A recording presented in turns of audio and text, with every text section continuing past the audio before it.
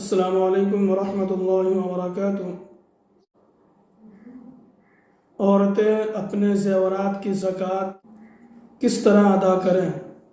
यानी अगर किसी के पास चांदी के पाजेब बने हुए हैं या सोने का लौंग या सोने के हार बने हुए हैं या सोने की गले में पहनने की चेन बनी हुई है या सोने की अंगूठी बनी हुई है, तो इन तमाम ज़ेवरात की ज़कात किस तरीके से निकालें? आज मैं आपके सामने बहुत ही आसान तरीके से इसे समझाने वाला हूँ, जिससे आप आसानी से अपनी ज़कात अदा कर सकते हैं। सबसे पहले आपको 4 चीज़ों को समझना है, यानी किन चीज़ों पर ज़कात वाजिब होती हैं और किन चीज़ों की वजह से ज़कात वाजिब होती है। सबसे पहले हमें 4 चीज़ों को समझना है। नंबर 1 सोना, नंबर 2 चांदी और नंबर 3 नकदी रुपया पैसा और नंबर 4 माल तिजारत। यानी इन 4 चीज़ों के ऊपर ज़कात लगती है। अब समझते हैं कि अगर किसी के पास सोना है, यानी अगर किसी के पास 7.5 तोला सोना है और ग्राम के हिसाब से अगर देखते हैं तो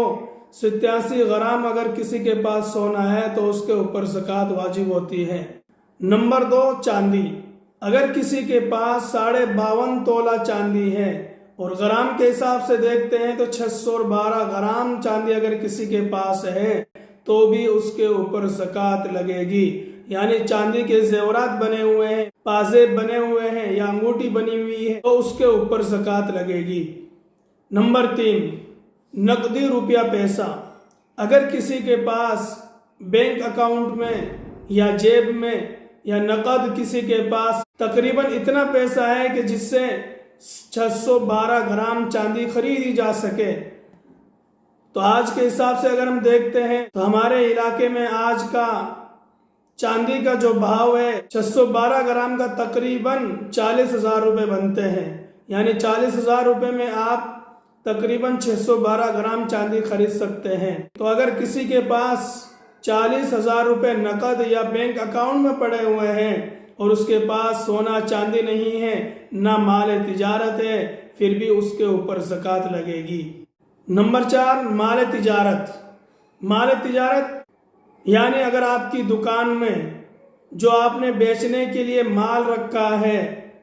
वो तमाम माल की कीमत को अगर हम इकट्ठा करते हैं, अगर उसकी कीमत 40,000 रुपये को पहुंच जाती है तो उस माल के ऊपर भी ज़कात लगेगी। अगरचे आपके पास सोना चांदी नहीं है, आपके पास नकद रुपया पैसा कुछ भी नहीं है, लेकिन आपकी दुकान के अंदर इतना माल तिजारत है कि जो 40,000 रुपये की कीमत को पहुंच जाए तो उसके ऊपर ज़कात लगेगी। तो 4 चीज़ें आपको अच्छी तरीके से समझ में आ गई। नंबर 1 सोना, 7.5 तोला सोना और ग्राम के हिसाब से देखते हैं तो 87 ग्राम सोना अगर किसी के पास है और उसके पास चांदी का कोई आइटम नहीं है, नकदी रुपया पैसा नहीं है, इसी तरीके से माल तिजारत भी उसके पास नहीं है, लेकिन अगर उसके पास 7.5 तोला सोना या 87 ग्राम सोना अगर उसके पास मौजूद है तो उसके ऊपर ज़कात लगेगी। इसी तरीके से 52.5 तोला चांदी, यानी चांदी के आइटम आपके पास मौजूद हैं, चांदी के पाजेब बने हुए हैं, चांदी की चेनें बनी हुई हैं, चांदी की अंगूठियां बनी हुई हैं और ये तमाम 52.5 तोला चांदी की कीमत को पहुंच जाती है और आपके पास नकदी रुपया पैसा नहीं है, माल तिजारत भी नहीं है और आपके पास सोना भी नहीं है और सिर्फ आपके पास 52.5 तोला चांदी या 612 ग्राम चांदी अगर मौजूद है तो आप पर ज़कात लगेगी। इसी तरीके से आपके पास ना सोना है, ना चांदी है और ना माल तिजारत है, सिर्फ आपके पास तकरीबन 40,000 रुपये मौजूद है, या तो आपके पास नकद है या बैंक अकाउंट में पड़े हुए हैं, तो भी आपके ऊपर ज़कात लगेगी। इसी तरीके से आपके पास ना सोना चांदी का कोई आइटम है, ना आपके पास नकद रुपया है, ना बैंक में आपके पास है, लेकिन अगर आपकी दुकान के अंदर जो आपने बेचने के लिए जो सामान रखा है वो अगर इतना है कि वो तमाम की कीमत को अगर इकट्ठा किया जाए, जमा किया जाए तो उनकी कीमत 40,000 रुपये को पहुंच जाए तो भी आपके ऊपर ज़कात लगेगी। अब समझिए कि अगर आपके पास 7.5 तोला सोना नहीं है और 52.5 तोला चांदी भी आपके पास नहीं है और 40,000 रुपये नकद भी आपके पास नहीं है और माल तिजारत भी इतना नहीं है कि जो 40,000 रुपये की रकम को पहुंच जाए, तो क्या आपके ऊपर ज़कात लगेगी या नहीं लगेगी? तो इस चीज़ को आप अच्छी तरीके से समझने की कोशिश करें कि अगर आपके पास सोने का आइटम थोड़ा सा है, मसलन आपके पास सोने की अंगूठी है और सोने का लौंग बना हुआ है, यानी आपके पास सोना इतना नहीं है कि वो 7.5 तोला को पहुंच जाए, तो क्या करें? अगर आपके पास सोना 7.5 तोला से कम है और कुछ चांदी है आपके पास, यानी चांदी के पाजे बने हुए हैं, चांदी की अंगूठियां बनी हुई हैं और चांदी भी इतनी नहीं है जो 52.5 तोला को पहुंच सके, तो हम ज़कात किस तरीके से निकालेंगे? तो सबसे पहले हम ये देखेंगे कि सोने का जो आइटम है, आपके पास सोने की जो अंगूठी है, सोने का जो लौंग बना हुआ है, इसी तरीके से चांदी के जो पाजे बने हुए हैं या चांदी की अंगूठियां हैं, ये तमाम मिलकर अगर 7.5 तोला सोना या 52.5 तोला चांदी की रकम को पहुंच जाती है तो उस पर ज़कात लगेगी। इसी तरीके से ना आपके पास 7.5 तोला सोना है और ना 52.5 तोला चांदी है और आपके पास 40,000 रुपये नकद भी नहीं है, तो क्या करें? तो जितना आपके पास सोने का आइटम है और जो चांदी का आइटम है वो सब मिलाकर, और मान लीजिए कि आपके पास 10,000 5,000 नकद रुपया पैसा है, तो इन तमाम को इकट्ठा करके इनकी कीमत निकाली जाएगी और इन तमाम की कीमत अगर 40,000 रुपये को पहुंच गई तो उसके ऊपर ज़कात लगेगी। इसी तरीके से अगर आपके पास 52.5 तोला चांदी भी नहीं है, ना 7.5 तोला सोना है और ना 40,000 रुपये आपके पास नकद है, तो क्या करें? अगर आपके पास थोड़ा सा सोने का सामान है, थोड़ा सा चांदी का सामान है और 5-10 हज़ार रुपये नकद है और आपकी दुकान के अंदर इतना माल तिजारत भी नहीं है कि जो 40,000 रुपये को पहुंच जाए, तो इन तमाम चीज़ों को हम जमा करेंगे। मसलन हमारे पास 10,000 रुपये का सोने का सामान है, 10,000 रुपये का चांदी का सामान है और 5,000 रुपये हमारे पास नकद मौजूद है, और अगर हमारे पास माल तिजारत 15,000 रुपये का है या 20,000 रुपये का है, अगर हम इन तमाम को जमा करते हैं तो हमारी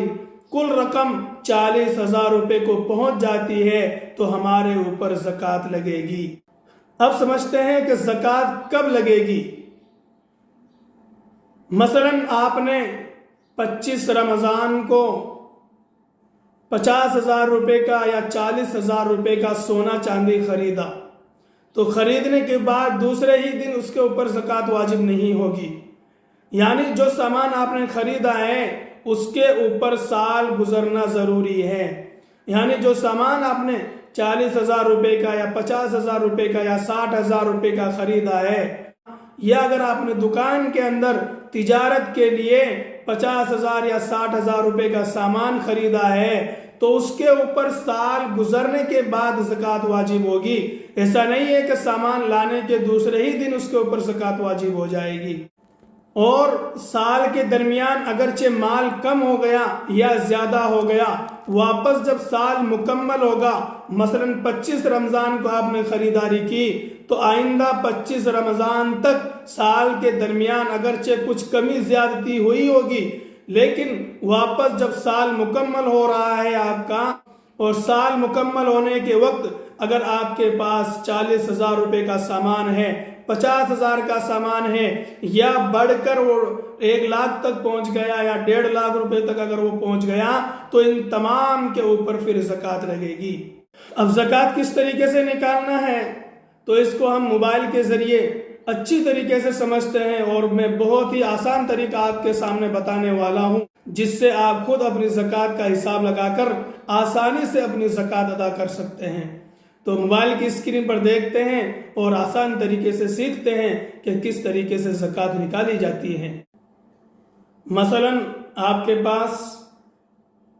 50,000 रुपये हैं। अब 50,000 रुपये पर कितनी ज़कात लगेगी? तो इसके लिए हमें 50,000 रुपये का 40वां हिस्सा निकालना है, तो